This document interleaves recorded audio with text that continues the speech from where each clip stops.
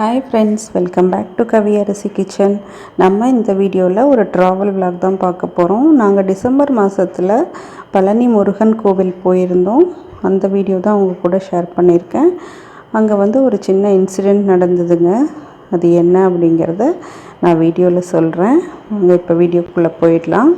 நாங்கள் கரூர்லேருந்து ஒரு 10-10:30 இருக்கும். காரில் தான் கிளம்புனோம். காலையில் வீட்லேயே சாப்பிட்டுட்டு கிளம்புனோம்.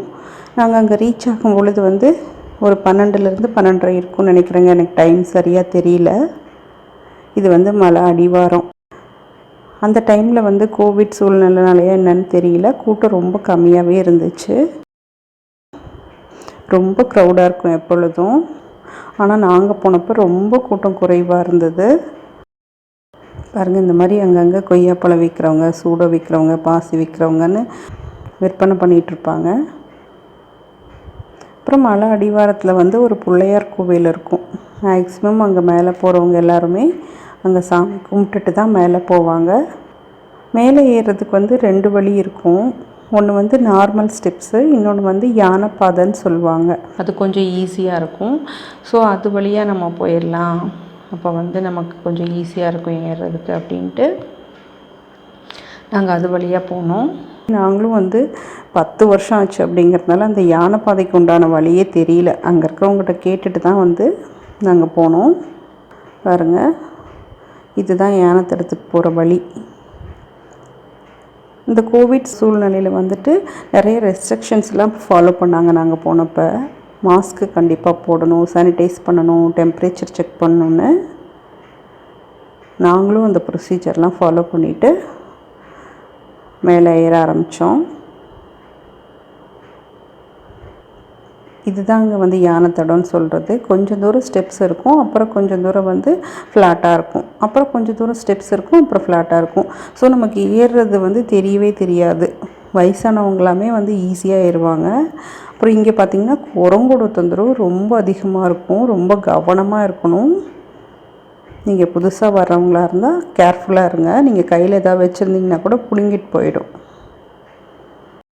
பாருங்கள், இந்த ஸ்டெப்ஸ் தான் நான் இன்னொன்று சொன்னேன் இல்லையா, நார்மல் ஸ்டெப்ஸ். அந்த ஸ்டெப்ஸு எதனாலன்னு தெரியல, நாங்கள் போனப்போ அந்த ஸ்டெப்ஸ் வெறும் இறங்குறதுக்கு மட்டும்தான் அலோவ் பண்ணாங்க. இந்த யானை பாதை தடத்தில் தான் எல்லாருமே ஏறினாங்க. இங்கே சின்ன சின்னதாக சைட்லலாம் நிறைய சாமியெலாம் இருந்தது. நாங்களும் அதெல்லாம் கும்பிட்டுட்டு தான் மேலே ஏற ஆரம்பித்தோம்.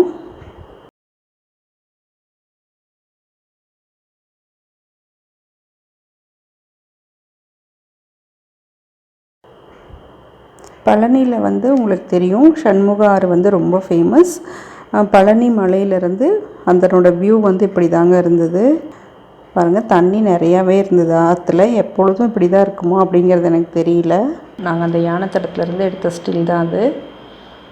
பாருங்கள், குட்டி குட்டி குழந்தைங்க எல்லாமே மேலே ஈஸியாக ஏறி இருந்தாங்க. இந்த யானை தடங்கிறதே கொஞ்சம் ஈஸியாக இருக்கும். இங்கே பாருங்கள், அங்கங்கே இந்த மாதிரி சின்ன சின்ன சிலையெல்லாம் இருந்தது.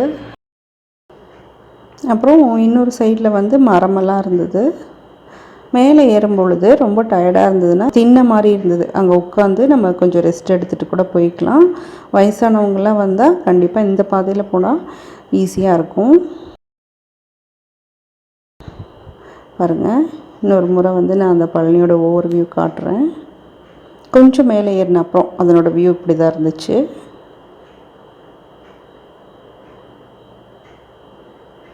அவ்வளோதாங்க, ஓரளவுக்கு நாங்கள் மேலே வந்துட்டோம். இன்னும் கொஞ்சம் இந்த ஸ்டெப்ஸை கடந்துட்டோன்னா அதுக்கப்புறம் நம்ம கோவில் தான். அங்கேயும் இன்ஸ்ட்ரக்ஷன்ஸ் கொடுத்துட்டே இருந்தாங்க, நீங்களே கேளுங்க.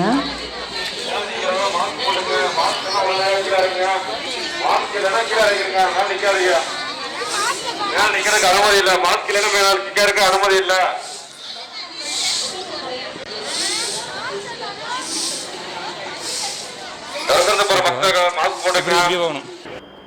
பார்த்தீங்களா, இது மாதிரி இன்ஸ்ட்ரக்ஷன்ஸ் கொடுத்துட்டே இருந்தாங்க. அப்புறம் உள்ளே எந்த ஒரு பொருளும் நாங்கள் போனப்போ வாங்கலைங்க. தேங்காய் பழம், பூ கூட வாங்கலை. அப்புறம் கூட்டம் ரொம்ப ரொம்ப குறைவுன்னு தான் சொல்லலாம். நீங்கள் அடிக்கடி பழனி வர்றவங்களா இருந்தால் உங்களுக்கு கண்டிப்பாக தெரிஞ்சிருக்கும். இவ்வளோ ஃப்ரீயாலாம் இருக்கவே இருக்காது. நல்லா ஃப்ரீயாக இருந்தது. நாங்கள் ரொம்ப வருஷம் கழித்து வந்ததுனாலே இன்னும் எங்களுக்கு வந்து அந்த ஃப்ரீ தரிசனத்துக்கு உண்டான வழியே தெரியல. நாங்கள் கோயிலை வந்து ஒரு ரவுண்டு வந்துட்டோம் ஃபஸ்ட்டு. அதுக்கப்புறம் அங்கே இருக்கிறவங்ககிட்ட கேட்டுட்டு தான் அந்த பொது தரிசனத்துக்கு உண்டான வழி எது அப்படின்னு கேட்டுட்டு அப்புறம் மறுபடியும் அந்த ஃப்ரீ தரிசனத்துக்கு உண்டான வழியை பார்த்து போனோம். நாங்கள் போனப்போ மதியம் அப்படிங்கிறதுனால அங்கே கோவிலில் பிரசாதம்லாம் கொடுத்தாங்க. நாங்கள் சாமி கும்பிட்டு வந்தப்புறம் நாங்கள் பெருசாக ப்ரிப்பேர் பண்ணி போகிறதுனால நாங்கள் லஞ்செல்லாம் எடுத்துகிட்டு போகல.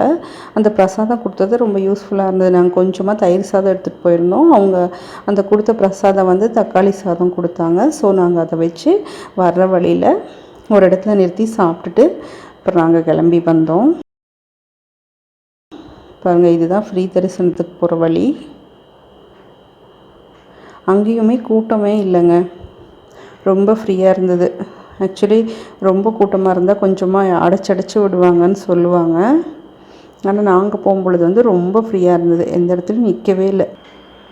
கோவிலுக்கு உள்ளே வந்துட்டு நம்ம ஃபோட்டோவோ வீடியோவோ எடுக்கக்கூடாது அப்படிங்கிறது வந்து ஓகே, அது வந்து நிறைய கோவில்களில் அலோடு கிடையாது. அப்புறம் நாங்கள் என்ன நினச்சோன்னா, நாங்கள் வெளியில் வந்துட்டு அந்த குட்டி குட்டி கோயில் இருக்கும் இல்லைங்களா, தரிசனம்லாம் முடிச்சுட்டு வெளியில் வந்துட்டோம். ஆக்சுவலி உள்ளே போகும்பொழுது நாங்கள் வீடியோ எடுக்கலை. இந்த லைனில் போய் முடிச்சோடனே நாங்கள் மொபைல் ஆஃப் பண்ணி எடுத்து வச்சிட்டோம். அதுக்கப்புறம் சாமி தரிசனம் முடிச்சுட்டு வெளியில் வந்தோம். அந்த குட்டி குட்டி கோயில் இருக்கும் இல்லைங்களா, அது எடுக்கலாம், அது எதுவும் சொல்ல மாட்டாங்க அப்படின்னு நினச்சி வெளியில் வருவோம் இல்லைங்களா, அப்போ மொபைல் எடுத்துகிட்டு அங்கே சின்ன கோவில் இருந்தது பாருங்கள், இந்த இடத்துல அங்கே வந்துட்டு சரி வீடியோ எடுப்போம், எதுவும் சொல்ல மாட்டாங்கன்னு நினச்சி நாங்கள் ஃபோன் எடுத்தோம். அவர் ஐயர் வந்து ஃபோனை பிடிங்கிட்டார். அதுக்கப்புறம் வந்து ரொம்ப கோவமாக இருந்தார். அப்புறம் அவர்கிட்ட சாரி சொல்லிவிட்டு நாங்கள் மொபைலை வந்து ரொம்ப கெஞ்சி அதுக்கப்புறம் தான் வாங்க வேண்டியதாக இருந்தது. தயவு செஞ்சு நீங்களும் வந்துட்டு எங்கேயாவது போனீங்கன்னா அது அனுமதி இருக்கா இல்லையா அப்படிங்கிறத கேட்டுட்டு அதுக்கப்புறம் எடுங்க. ஒரு வழியாக அவர்கிட்ட போராடி மொபைல் வாங்கிட்டு வந்தாச்சு. வீடியோவில் வந்து உங்களுக்கு ஏதாவது சின்ன சின்ன யூஸ்ஃபுல்லான இன்ஃபர்மேஷன் கிடச்சிருக்கும் அப்படின்னு நம்புகிறேன். உங்களுக்கு இந்த வீடியோ பிடிச்சிருந்ததுன்னா மறக்காமல் என்னோடய சேனலை சப்ஸ்கிரைப் பண்ணி எனக்கு சப்போர்ட் பண்ணுங்கள். இன்னும் ஒரு இன்ட்ரெஸ்டிங்கான வீடியோவில் பார்க்கலாம். தேங்க்ஸ் ஃபார் வாட்சிங்.